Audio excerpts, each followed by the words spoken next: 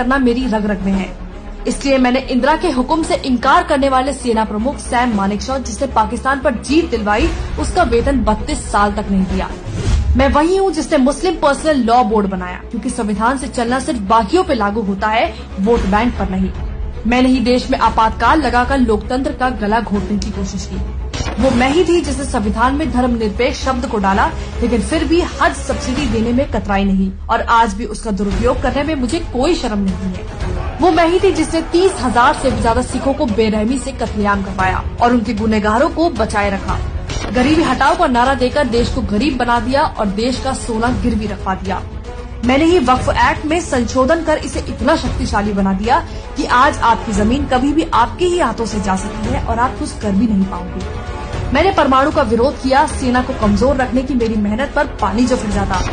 मैंने remote control PM बनाया, उसकी आड़ में लाखों करोड़ों के घोटाले किए।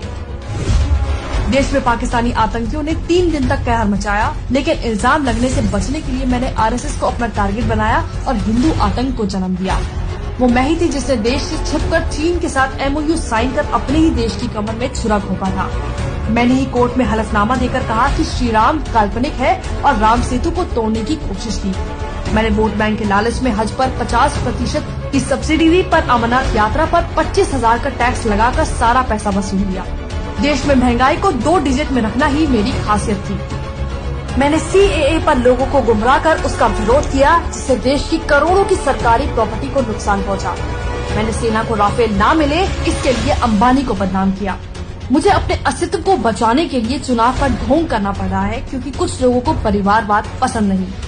मैं कांग्रेस हूँ, मुझे नफरत है इस देश से, इस देश के हिंदुओं से। इसलिए मैं चाहती हूँ कि मुझे सत्ता में एक और मौका मिले, ताकि मैं हिंदुओं का इस देश से पूरी तरह विनाश कर पाऊँ।